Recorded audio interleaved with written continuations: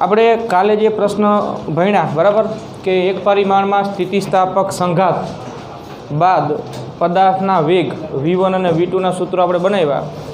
હવે એમાં બે જુદા જુદા કિસ્સાઓ આપણે લેવાના છે.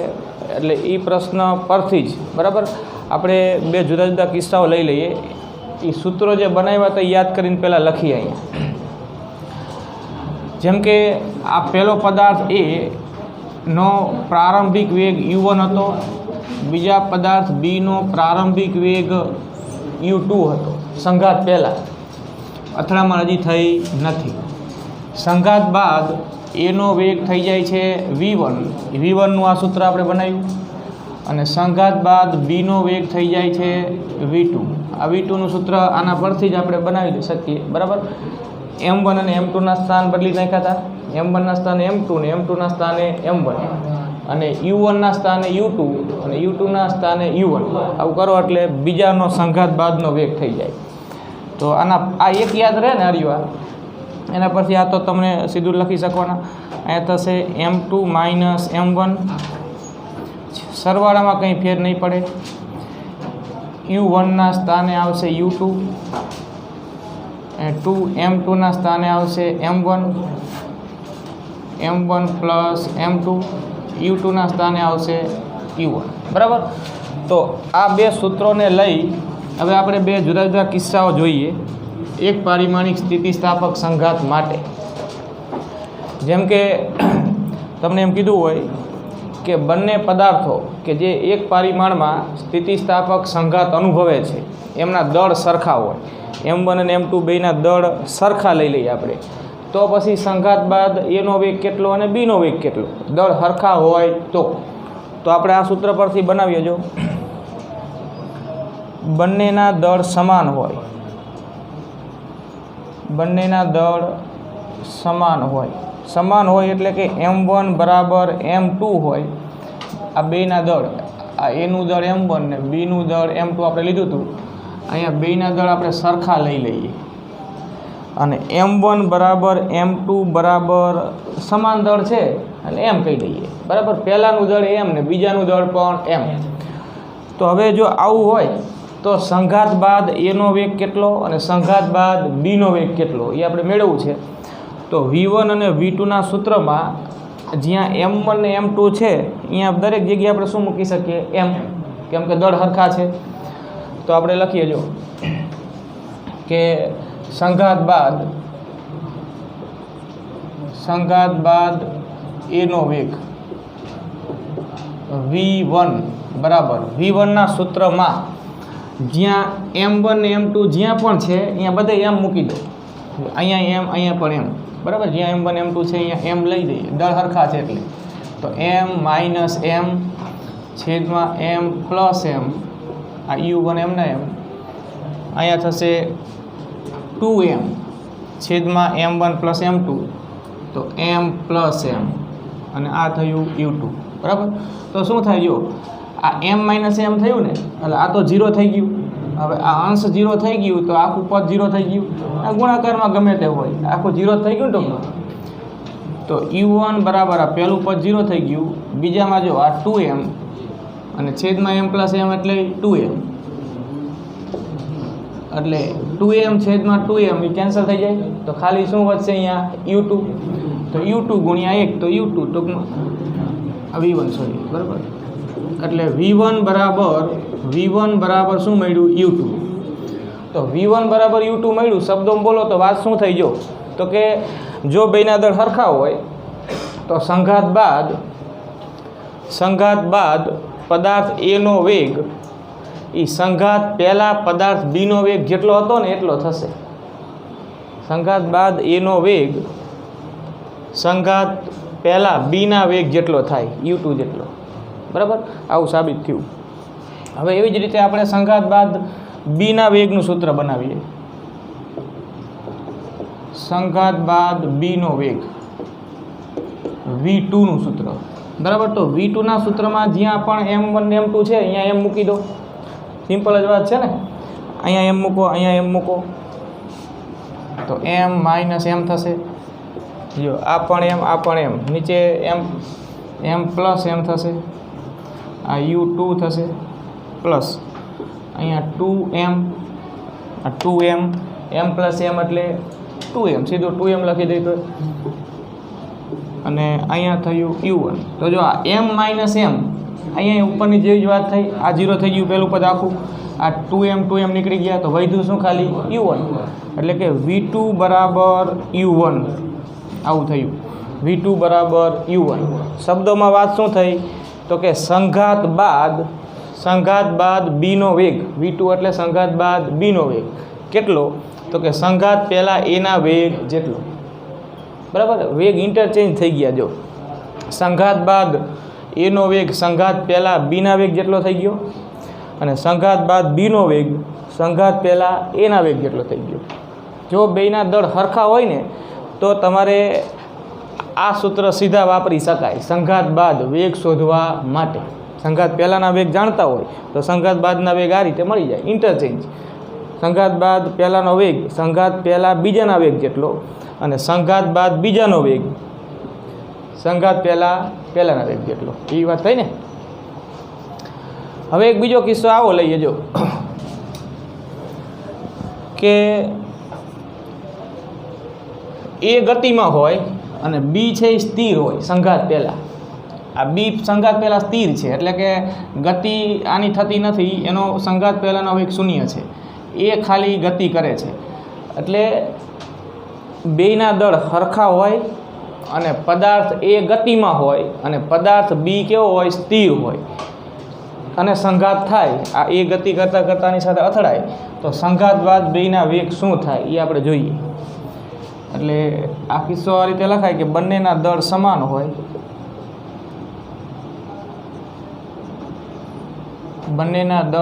હોય, અને ગતિમાન પદાર્થ સ્થિર પદાર્થ સાથે અથડાય. એ ગતિમાન છે અને બી કેવો છે, સ્થિર છે. તો બેયના દળ સરખા અને ગતિમાન પદાર્થ સ્થિર પદાર્થ સાથે અથડાય. ગતિમાન પદાર્થ એટલે એ અને સ્થિર પદાર્થ એટલે બી. ગતિમાન પદાર્થ સ્થિર પદાર્થ સાથે અથડાય. આવું જ્યારે થાય ત્યારે સંઘાત બાદ બેયના વેગ કેટલા એ આપણે આ મૂળ સૂત્ર પરથી જ બનાવીએ. જો સંઘાત બાદ એનો વેગ લખીએ, આ કિસ્સામાં સંઘાત બાદ એનો વેગ v1 આપણે નામ આપ્યું છે, તો v1. હવે જો આમાં બે વસ્તુ થઈ ને કે ગતિમાન પદાર્થ સ્થિર પદાર્થ સાથે અથડાય છે, એનો અર્થ કે બીનો વેગ તો અહીંયા શૂન્ય થયો, બીનો વેગ u2 બરાબર 0 સંઘાત પહેલાં બીનો વેગ શૂન્ય, કે કંઈ સ્થિર છે. સંઘાત પહેલાં એનો વેગ છે, બીનો વેગ નથી, અને બેયના દળ સરખા છે, એટલે u2 બરાબર 0. અને બીજું થયું કે m1 બરાબર m2 બરાબર m. આ બે વસ્તુ અહીંયા ધ્યાનમાં લેવાની. જ્યાં તમને m1 ને m2 દેખાય છે m મૂકી દો, અને જ્યાં u2 છે સમીકરણમાં u2 જ્યાં આવતું હોય અહીંયા 0 મૂકી દો. તો v1 નું સૂત્ર શું થાય જો આના પરથી, તો કે m માઇનસ m છેદમાં m પ્લસ m. હવે u1 તો શૂન્ય નથી, u1 ના સ્થાને u1 રાખવાનું, પ્લસ 2m છેદમાં m પ્લસ m, અને આ u2 છે ને અહીંયા 0. તો v1 0 થાય, જો થઈ જાય 0, m માઇનસ m 0 થઈ ગયું, એટલે આખું પદ 0, અને અહીંયા 0 ગુણ્યા ગમે તે હોય 0. તેનો અર્થ કે v2 બરાબર 0 આવ્યું, v1 બરાબર 0 આવ્યું. તો v1 બરાબર 0 આવ્યું, જે શું સૂચવે છે તો કે સંઘાત બાદ પહેલો પદાર્થ કેવો થઈ જશે, સ્થિર. સંઘાત બાદ પહેલો પદાર્થ સ્થિર થઈ જશે. સંઘાત પહેલા પદાર્થને વેગ હતો, સંઘાત બાદ પહેલો પદાર્થ કેવો થઈ જશે, સ્થિર. એવી જ રીતે સંઘાત બાદ બીનો વેગ, બીજો પદાર્થ જેને આપણે બી નામ આપ્યું છે, સંઘાત બાદ બીનો વેગ. સંઘાત પહેલાં બીનો વેગ નહોતો, પણ સંઘાત બાદ બીનો વેગ મળશે. જો આ સૂત્ર v2 છે એમાં આ હકીકત વાપરીએ, અહીંયા બેની જગ્યાએ m મૂકી દો, એટલે m માઇનસ m બરાબર, m માઇનસ m છેદમાં m પ્લસ m. અને U2 તો 0 છે. U2 તો પહેલી શરત અહીંયા શરત છે કે સંઘાત પહેલાં બીનો વેગ 0 હતો, U2 બરાબર 0, અને પ્લસ 2m છેદમાં m પ્લસ m, અને U1 ના સ્થાને U1 રાખો. બરાબર. U1 શૂન્ય નથી, શૂન્ય શું છે? U2 છે. એટલે U2 ની જગ્યાએ 0 મૂક્યું આપણે. જો U2 ની જગ્યાએ 0. હવે જો આ તો અંદર m માઇનસ m 0 થયું, અને I 0 એટલે આખું પદ તો 0 થઈ જ ગયું, અને અહીંયા 2m છેદમાં 2m અને ગુણ્યા U1, તો 2m છેદમાં 2m કેન્સલ થઈ ગયા, એટલે છેલ્લો જવાબ આવે V2 બરાબર U1. જો V2 બરાબર U1, V1 બરાબર 0, આવું થાય. તો V2 બરાબર U1 આવ્યું, જે શું સૂચવે છે? તો કે સંઘાત બાદ બીનો વેગ એ સંઘાત પહેલાં એના વેગ જેટલો થાય. બરાબર. V2 બરાબર U1. તો લખી રાખો આટલું. આપણે એક પરિમાણમાં સ્થિતિસ્થાપક સંઘાત જોઈ ગયા. હવે દ્વિપરિમાણમાં સ્થિતિસ્થાપક સંઘાત. એક પરિમાણમાં શું હતું? તો કે અહીંયા પદાર્થોની જે ગતિ હતી, બરાબર, એક સુરેખ માર્ગ પર જ હતી, કે સંઘાત પહેલાં બંને એક્સ દિશામાં ગતિ કરતા હતા, સંઘાત બાદ પણ બેયની ગતિ તો એક્સ દિશામાં જ રહે છે. પણ જો બે પદાર્થો વચ્ચેના સંઘાત દરમિયાન, સંઘાત પછી બે પદાર્થોની ગતિ એક જ દિશામાં ન રહે, જુદી જુદી દિશામાં આમ ગતિમાં આવે, તો એ દ્વિપરિમાણિક સંઘાત કહેવાય, કે જ્યાં આપણે એની ગતિનું કે એના વેગનું કે એના વેગમાનનું નિરૂપણ કરવા કે એના સદિશો દર્શાવવા સમતલની જરૂર પડે, દ્વિપરિમાણની જરૂર પડે. આપણે દ્વિપરિમાણમાં સ્થિતિસ્થાપક સંઘાત માટે આ એક કિસ્સો ધ્યાનમાં લેવાનો છે. જો આ પદાર્થ A છે, આ પદાર્થ B છે, એનું દળ m1 છે, બીનું દળ m2 છે. બરાબર. હવે અહીંયા પદાર્થ B છે એ સ્થિર જ છે પહેલેથી, એને વેગ છે નહીં, અને પદાર્થ B જ્યાં પડ્યો છે, બરાબર, એ સ્થાને યામ પદ્ધતિનું ઉદ્ગમ બિંદુ લઈ અને યામ પદ્ધતિ પસંદ કરી લો, એટલે આ ધન x દિશા થશે, આ રહી આ ઋણ x દિશા થશે, અહીંથી આ ધન y દિશા, અને રહી આ ઋણ y દિશા. એટલે પદાર્થ B જ્યાં છે અહીંયા આપણે યામ પદ્ધતિનું ઉદ્ગમ બિંદુ આવે એ રીતે આ અક્ષો લઈ લીધી. બરાબર. હવે એ પદાર્થ છે એ અહીંયા છે, એનું દળ m1 છે. હવે આપણે એ પદાર્થને U1 જેટલો વેગ આપીએ છીએ, એટલે કે સંઘાત પહેલાં એ ગતિમાં છે, એનો વેગ U1 છે, આ દિશામાં છે. તો સંઘાત પહેલાં એના વેગનો સદિશ છે એ x દિશામાં થયો, ધન x દિશામાં. આ તીર ધન x દિશા સૂચવે.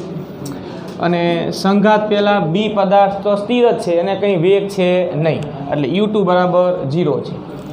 હવે થશે શું? જો તો કે એ પદાર્થ B પદાર્થ સાથે એવી રીતે અથડાય છે કે જેથી કરીને સંઘાત બાદ બંને એક દિશામાં ગતિ કરતા નથી. જો સંઘાત બાદ એક દિશામાં ગતિ કરે તો એ તો આપણે જોઈ ગયા, જેને કહેવાય એક પરિમાણિક સંઘાત.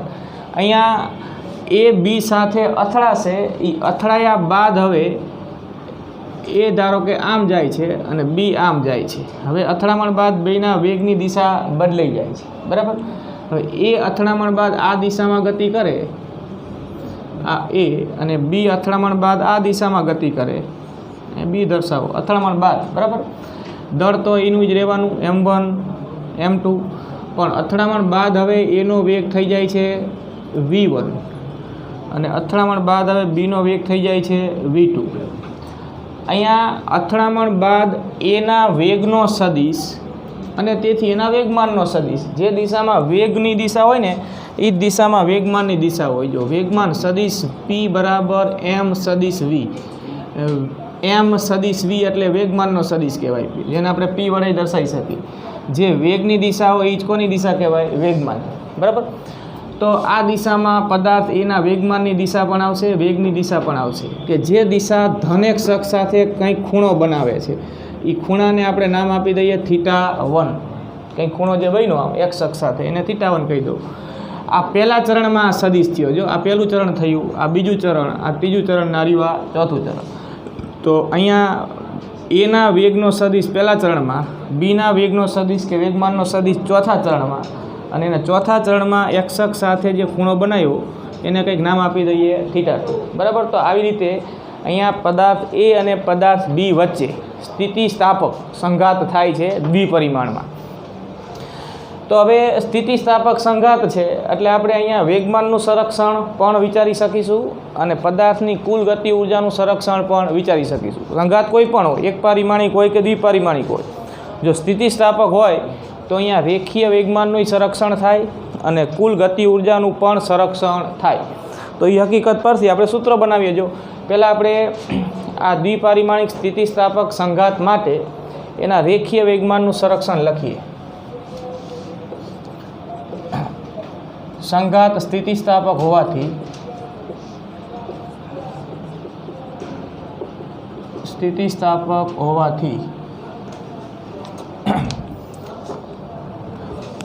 રેખીય વેગમાનનું સંરક્ષણ થાય. બરાબર, આપણે રેખીય વેગમાન એવું આખું લખીએ કે ખાલી વેગમાન લખીએ? અહીંયા એ રેખીય વેગમાન જ ગણવાનું નું સંરક્ષણ થાય.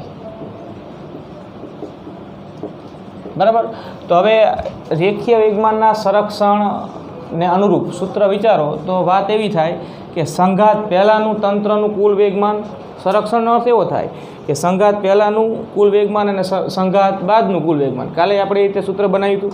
તો સંઘાત પહેલાંનું કુલ રેખીય વેગમાન આપણે સદિશ સ્વરૂપે લખશું અહીંયા, કેમ કે દ્વિપરિમાણમાં છે એટલે જે તે વેગના સદિશ ઉપર આમ તીર મૂકવું પડે. તો સંઘાત પહેલાં એનું વેગમાન, સંઘાત પહેલાં એનું વેગમાન, આપણે અહીંયા એવું હોય તો આમ લખી દઈજો.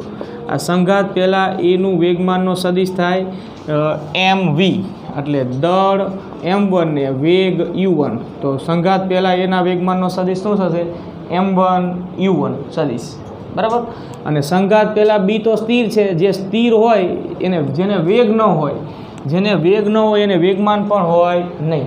એટલે આને કંઈ વેગમાન નથી, વેગમાન ફક્ત કોને છે? એને જ છે. એટલે સંઘાત પહેલાં એનું વેગમાન થશે m1 u1 અને સંઘાત પહેલાં બીનું વેગમાન થશે 0, કેમ કે સ્થિર છે બી તો. બરાબર, સંઘાત બાદ એનું વેગમાન પ્લસ સંઘાત બાદ બીનું વેગમાન, એટલે સંઘાત પહેલાંનું કુલ વેગમાન બરાબર સંઘાત બાદનું કુલ વેગમાન. એને જ કહેવાય રેખીય વેગમાનનું શું થાય છે? સંરક્ષણ. તો સંઘાત બાદ એનું વેગમાન શું લખીશું? બોલો. m1 v1. બરાબર, અહીંયા વેગમાન થાય, વેગમાનનો સદિશ ટૂંકમાં m1 v1, એટલે m1 સદિશ v1 પ્લસ સંઘાત બાદ બીનું વેગમાન. તો સંઘાત બાદ બીનું વેગમાનનો સદિશ થશે m2 v2, દળ ગુણ્યા વેગ એટલે વેગમાન. બરાબર, બીજું કંઈ નથી. એટલે m2 v2 એટલે m1 v1 plus m2 v2. બરાબર, આ આપણે વેગમાન સંરક્ષણના નિયમ અનુસાર આવું લખી શક્યા. આ શૂન્ય લખવાની જરૂર નહીં, તો હવે આમ લખી દેવાય. બરાબર, હવે આપણે આ સમીકરણ 1 આપીએ અને આના આપણે 2 ભાગ પાડવા છે. ઘટકો આ જેટલા સદિશો આમાં આવ્યા ને ત્રણે ત્રણેયના આપણે ભાગ પાડી દઈએ. એક એનો એક x ઘટક કે x ભાગ મળશે અને બીજો ભાગ એનો y ઘટક મળશે કે y ભાગ મળશે. કોઈ પણ સદિશના પરસ્પર લંબ એવા 2 ભાગ પડે, એ હકીકત આપણે અહીંયા વાપરીએ. એટલે સમીકરણ 1નું x ઘટક સ્વરૂપ પહેલાં લખીએ ને પછી y ઘટક સ્વરૂપ. જો આ રીતે સમીકરણ 1નું x ઘટક સ્વરૂપ. તો સમીકરણ 1નું x ઘટક સ્વરૂપ લખીએ એટલે આમાં આ બાજુ આ વેગમાનનો સદિશ, આ બાજુ અને આ બાજુ 2 છે અને આ બાજુ આ 1 છે. આ ત્રણેય વેગમાનના સદિશોના જે x ઘટક આવે એ એના સ્થાને લખવાના, એનું x ઘટક સ્વરૂપ કહેવાય. તો હવે ઘટકો માટે આપણે ભણી ગયા છીએ. જો આ રીતે વાત આખી છે, યાદ કરાવું તમને કે કોઈ પણ સદિશ, જેમ કે અહીંયા વેગમાનનો સદિશ છે, બરાબર, mv જે હોય જે તે ગોળાનો જે તે સ્થાને એનો વેગમાનનો સદિશ. કોઈ પણ સદિશ, વેગમાનનો સદિશ હોય કે બળનો હોય કે વેગનો હોય પ્રવેગનો હોય, કોઈ પણ સદિશ કે જે xy સમતલમાં આવેલો હોય કે જેને x અક્ષ સાથે ધારો કે થીટા ખૂણો બનાવ્યો, તો આ સદિશનો x ઘટક આપણે લખીએ છીએ a cos થીટા અને એનો y ઘટક લખીએ છીએ a sin થીટા. એટલે થીટા એને જે અક્ષ સાથે ખૂણો બનાવ્યો ને એ અક્ષ સાથેના ઘટકમાં એ કોસ આવે ને એના સિવાયનો એને લંબ ઘટકમાં શું આવે? સાઇન આવે. બરાબર, બળના આપણે આવા ઘટકો પાડ્યા હતા એક્ઝામ્પલમાં. તો એ જ હકીકત આપણે વાપરીશું. કોઈ પણ સદિશના 2 ભાગ પાડો એમાં જે તે ભાગ જે અક્ષની દિશામાં આવે ને એ પ્રમાણે એની નિશાની મુકાય. જેમ કે અહીંયા તો આપણે સદિશ એક્સ વાય સમતલમાં જ છે, તો એનો એક્સ ઘટક ધન એક્સ દિશામાં આવશે ને વાય ઘટક ધન વાય દિશામાં આવશે. એટલે આ પણ ધન થાય ને આ પણ ધન થાય. પણ જો ચોથા ચરણમાં સદિશ આવેલો હોય તો પછી એના બે ઘટક પાડો તો એનો એક્સ ઘટક ધન એક્સમાં આવે ને વાય ઘટક ઋણ વાયમાં આવે. તો જે ઋણ વાયમાં આવે તો આગળ નિશાની શું મૂકશો? માઇનસ. બરાબર. સદિશ પહેલા ચરણમાં હોય ને તેના બે ઘટકો ધન થાય, બીજા ચરણમાં હોય તો વાય ધન થાય ને એક્સ ઋણ થાય, ત્રીજા ચરણમાં હોય તો બંને ઋણ થાય. જો બે ઋણ અક્ષો આવે ને અહીંયા. અને ચોથા ચરણમાં હોય તો એક્સ ધન થાય અને વાય ઋણ થાય. જે તે સદિશ જ્યાં આવેલો છે એની પર બરાબર એ પ્લસ માઇનસ લાગશે. તો હવે આપણે જો આ M1U1ની વાત કરીએ. પહેલાં M1U1નો એક્સ ઘટક લખવો છે. તો હવે M1U1 એટલે ગોળા એનો પ્રારંભિક વેગમાનનો સદિશ છે.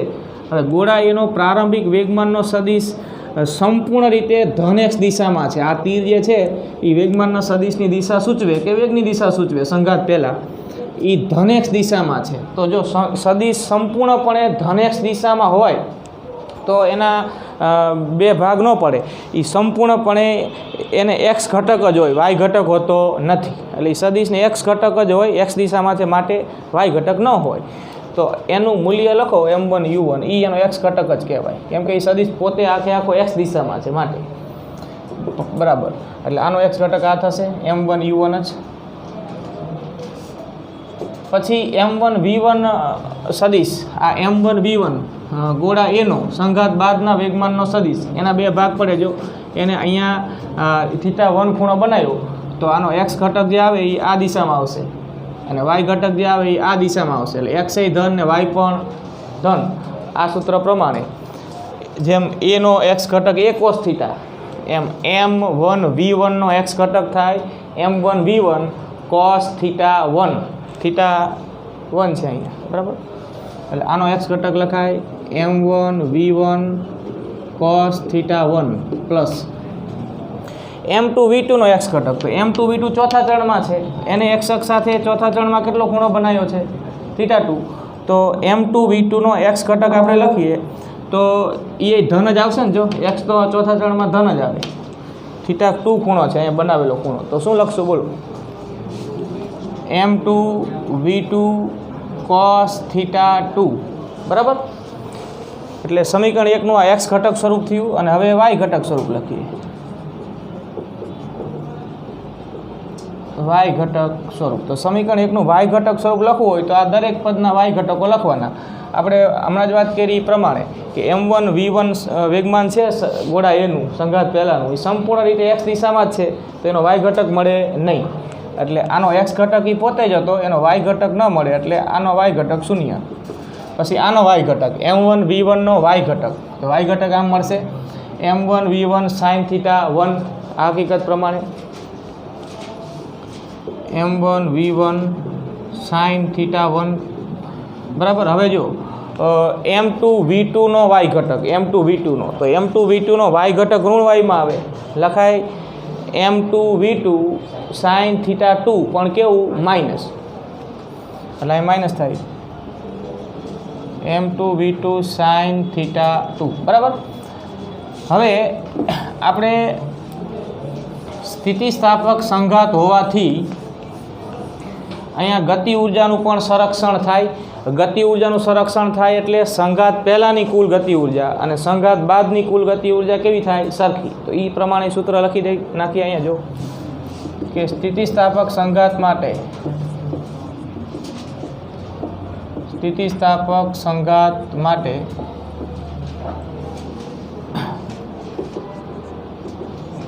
ગતિ ઉર્જાનું સંરક્ષણ થાય.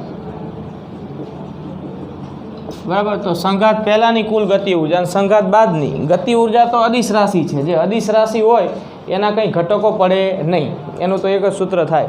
તો સંઘાત પહેલાંની કુલ ગતિ ઉર્જા એટલે કે સંઘાત પહેલાં એની ગતિ ઉર્જા પ્લસ સંઘાત પહેલાં બીની ગતિ ઉર્જા. તો સંઘાત પહેલાં એની ગતિ ઉર્જા કેટલી થાય? 1/2 M1U1 સ્ક્વેર. 1/2 M1U1 square. પછી સંઘાત પહેલાં બીની ગતિ ઉર્જા શૂન્ય થાય, કેમ કે બી તો કેવો છે? સ્થિર છે. સ્થિર પદાર્થને વેગમાનય ન હોય અને સ્થિર પદાર્થને ગતિ ઉર્જા પણ ન હોય, બરાબર. કેમ કે વેગમાનના સૂત્રમાં v આવે અને ગતિ ઉર્જા kના સૂત્રમાં v આવે. વેગ હોય તો ગતિ ઉર્જા હોય, વેગ હોય તો વેગમાન હોય, વેગ જ ન હોય તો એને ગતિ ઉર્જા કે વેગમાન હોતું નથી, એટલે 0 બીજાનું. પછી સંઘાત બાદ એની ગતિ ઉર્જા, સંઘાત બાદ શું લખશો? 1/2 m1 v1 સ્ક્વેર પ્લસ સંઘાત બાદ બીની ગતિ ઉર્જા 1/2 m2 v2 સ્ક્વેર, બરાબર. તો આ ગતિ ઉર્જાના સંરક્ષણ પરથી આવું લખાય અને વેગમાન સંરક્ષણ પરથી આ મૂળ સૂત્ર તો ખરું જ, એના 2 ભાગ પડે આ રીતે, તો લખી રાખવાનું. આ દ્વિપરિમાણમાં સ્થિતિસ્થાપક સંઘાત થયો એના પરથી.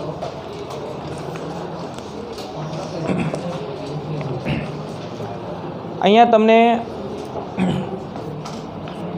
એક જ સરખા 3 બોલ બેરિંગ મૂકેલા છે, બરાબર. એટલે 3 નાના આવા લોખંડના ગોળાઓ આ રીતે ગોઠવણી છે જો, બરાબર. આમાં આ ગોળો 1 છે, આ 2 છે, આ 3 છે, આ 3 છે, આ રીતે ગોઠવેલા છે. હવે જો આ પહેલો ગોળો છે, બરાબર, એને આમ v જેટલો વેગ આપવામાં આવે છે, v જેટલો પહેલા ગોળાને, અને બીજા 2 ગોળા છે એની લાઇનમાં જ છે, આમ આ એક જ સુરેખા પર છે આ, બરાબર. ઘર્ષણ રહિત ટેબલ પર આમ મૂકેલા છે, ઘર્ષણ ધ્યાનમાં નથી લેવાનું. બીજા 2 બોલ એકબીજાના સંપર્કમાં આ રીતે બેની સપાટીઓ અટકે મૂક્યા છે અને બંને આ સ્થિર છે, આ 2 સ્થિર છે પ્રારંભમાં, બરાબર. આ 2 સ્થિર છે. હવે એમ કીધું છે જો કે પહેલો ગોળાને આમ v જેટલો વેગ આપો એટલે પહેલો ગોળો આ 2 સાથે અથડાશે, એટલે બે સાથે અથડાશે ને એક પારિમાણિક સ્થિતિસ્થાપક સંઘાત અનુભવે છે. એક પારિમાણિક સ્થિતિસ્થાપક સંઘાત થાય તો અથડામણ બાદ આ 3 ઓપ્શન આપ્યા છે આકૃતિ સ્વરૂપે, જો એમાં કઈ સ્થિતિ શક્ય બનશે એવો પ્રશ્ન છે. તો આપણે એક પારિમાણિક સ્થિતિસ્થાપક સંઘાત હોય તો ગતિ ઉર્જાનું સંરક્ષણ થાય, આ હકીકતનું પાલન જે ઓપ્શનમાં થાય છે એ સાચું એવી વાત થશે. એટલે આપણે 3 ઓપ્શન માટે ગતિ ઉર્જાનું સંરક્ષણ ચેક કરવાનું, જે બરાબર. જો આ 3 ઓપ્શન એટલે આકૃતિ સ્વરૂપે અથડામણ બાદની સ્થિતિ આપી છે, એમાં જે ઓપ્શનમાં અથડામણ પહેલાંની કુલ ગતિ ઉર્જા અને અથડામણ બાદની કુલ ગતિ ઉર્જા સરખી થાય એ સાચું. કેમ કે સંઘાત છે એ એક પારિમાણિક છે અને કેવો છે? સ્થિતિસ્થાપક છે, એટલે ગતિ ઉર્જાનું સંરક્ષણ થવું જોઈએ. સંઘાત એક પારિમાણિક અને સ્થિતિસ્થાપક છે.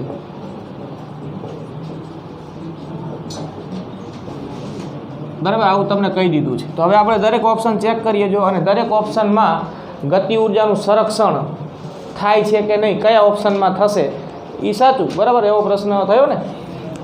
તો પહેલું જે છે એ આ મુજબ છે જો, ઓપ્શન 1 આકૃતિ સ્વરૂપે અથડામણ બાદની સ્થિતિ છે, આની સાથે અથડાઈ જાય પછી સ્થિતિ જો આવી થાય આ ઓપ્શન 1 પ્રમાણે કે આ ગોળો 1 છે, આ ગોળો 2, આ ગોળો 3, અથડામણ બાદ હવે આ એનો વેગ જે છે એ 0 આપ્યો છે અને આ બેયના વેગ v/2 આપ્યા છે, બરાબર. અથડામણ બાદ આ રીતે થાય તો આ સાચું ખોટું એવો પ્રશ્ન છે.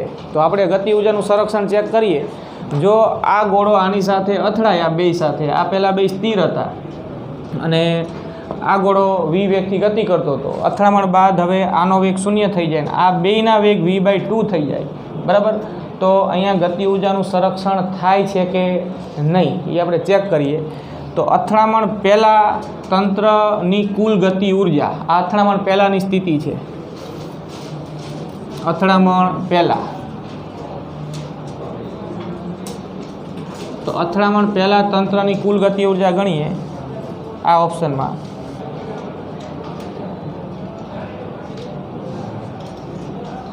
કુલ ગતિ ઉર્જા, તો અથડામણ પહેલાં કુલ ગતિ ઉર્જા તો આ પહેલાંની એકની જ છે ને. જો તંત્રની કુલ ગતિ ઉર્જા ગણો અથડામણ પહેલાં, તો આની ગતિ ઉર્જા થશે 1/2 mv², દરેકના દળ સરખા છે જ્યારે બીજા બે તો સ્થિર છે, સ્થિર હોય એને ગતિ ઉર્જા હોય નહીં.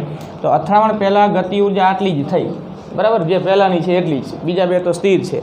હવે અથડામણ બાદ આ પહેલા ઓપ્શન પ્રમાણે અથડામણ બાદની કુલ ગતિ ઉર્જા ગણીએ. આ ભાઈ હરખી આવે તો સાચું, એમ હરખી ન આવે તો ખોટું આ ઓપ્શન, એવી વાત થઈ ને. તો અથડામણ બાદ કુલ ગતિ ઉર્જા,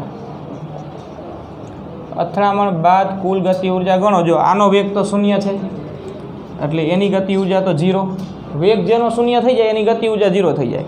હવે આની ગતિ ઉર્જા અહીંયા ગોળો 2 અને 3 બરાબર, બે એકબીજાના સંપર્કમાં રહી અને v/2 વેગથી ગતિ કરે છે. એકબીજાના સંપર્કમાં રહીને v/2 વેગથી ગતિ કરે છે. બધાના દળ સરખા છે.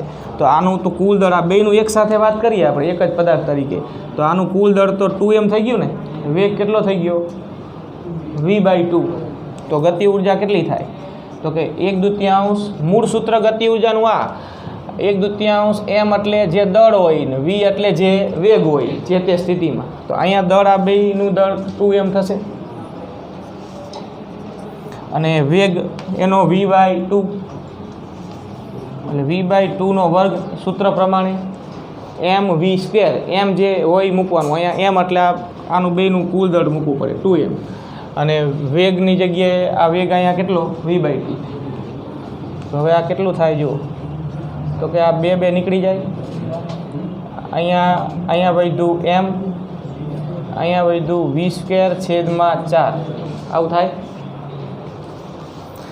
આ 2 નીકળી ગયા, આ m v/2 હોલ સ્ક્વેર છે એટલે v²/4. તો અથડામણ બાદની કુલ ગતિ ઉર્જા આટલી આવી.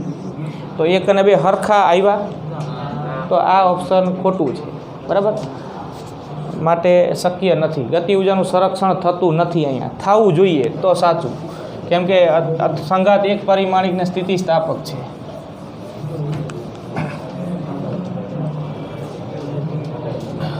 ગતિ ઉર્જાનું સંરક્ષણ થતું નથી.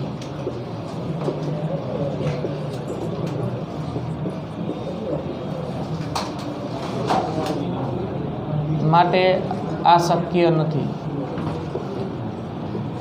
પછી બીજું ઓપ્શન ચેક કરીએ આવી જ રીતે. અથડામણ પહેલાંની વાત તો સરખી છે બધે, બરાબર, એટલે એ તો સમીકરણ 1 એટલે અથડામણ પહેલાંની ગતિ ઉર્જા તો મળી જ ગઈ છે આપણને. અથડામણ બાદની મેળવવાની, જો આના જેટલી આવે તો સાચું, આટલી જ વાત. બીજું ઓપ્શન કંઈક આકૃતિમાં આ રીતે છે, જો કે અથડામણ બાદ પહેલો ગોળો આ બીજો ગોળો સંપર્કમાં આવી જાય છે અને આ પહેલો ગોળો બીજા ગોળાનો વેગ 0 થઈ જાય છે અને ત્રીજો ગોળો છે એ આ દિશામાં v વેગથી ગતિ કરે છે. આવી વાત છે. જો અહીંયા આનો વેગ 0 હતો ને આ બેનો વેગ આ દિશામાં v/2 હતો. અહીંયા આ બે સ્થિર થઈ જાય છે આ અથડામણ બાદ અને આ v જેટલા વેગથી ગતિ કરે છે. તો અહીંયા તંત્રની કુલ ગતિ ઉર્જા અથડામણ કે સંઘાત બાદ તંત્રની કુલ ગતિ ઉર્જા કેટલી થશે? જો જેનો વેગ 0 થઈ જાય એ ગતિ ઉર્જા એને હોય નહીં, જેને વેગ હોય એને ગતિ ઉર્જા હોય. તો આની તો કંઈ નહીં આવે ને, ખાલી આની જ આવશે, એકની જ. એટલે એ કેટલી થાય? 1/2 mv². તો સરખું આવ્યું. જો સમીકરણ 1 જેટલું આવે એ છે સાચું. આ અથડામણ પહેલાંની કુલ ગતિ ઉર્જા છે અને આમાં અથડામણ બાદની કુલ ગતિ ઉર્જા એટલી જ આવી. માટે ગતિ ઉર્જાનું સંરક્ષણ થાય છે. ગતિ ઉર્જાનું સંરક્ષણ થાય છે. ગતિ ઉર્જાનું સંરક્ષણ થાય છે માટે આ ઓપ્શન સાચું છે. માટે આ સાચું છે.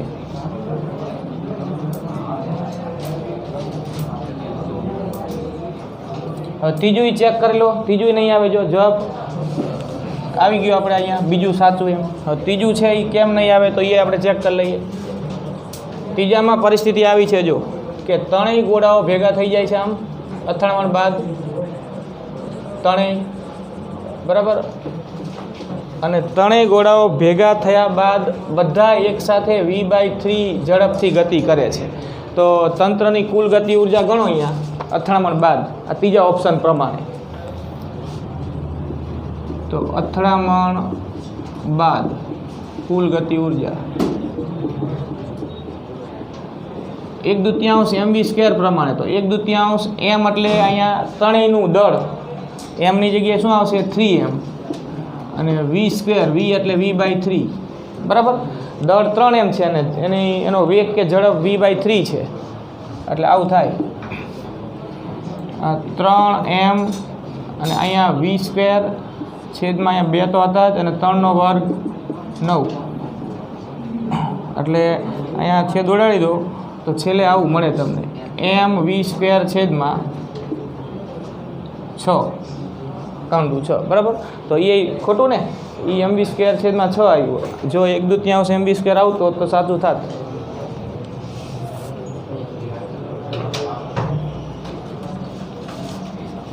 લખી નાખો, એટલે સાચું આ બીજું ઓપ્શન.